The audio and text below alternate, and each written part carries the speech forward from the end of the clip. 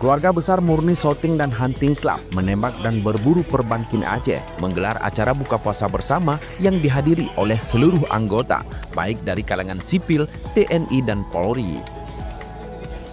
Acara yang berlangsung di bulan suci Ramadan ini juga menjadi momen spesial karena diisi dengan santunan kepada puluhan anak yatim.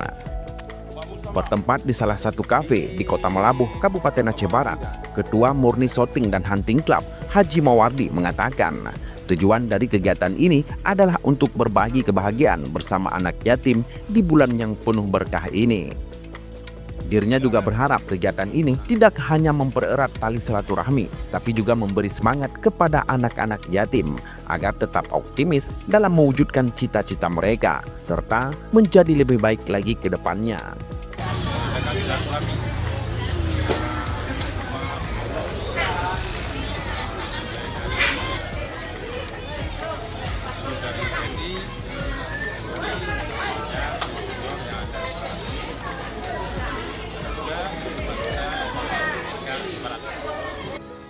Acara tersebut turut mengundang berbagai komponen anggota yang terdiri dari masyarakat sipil, TNI, dan Polri, menunjukkan semangat kebersamaan yang solid dalam menjaga kekompakan. Selain itu, di bulan Ramadan yang penuh berkah ini, mereka berharap dapat memperoleh manfaat dan keberkahan dari berbagi dengan sesama.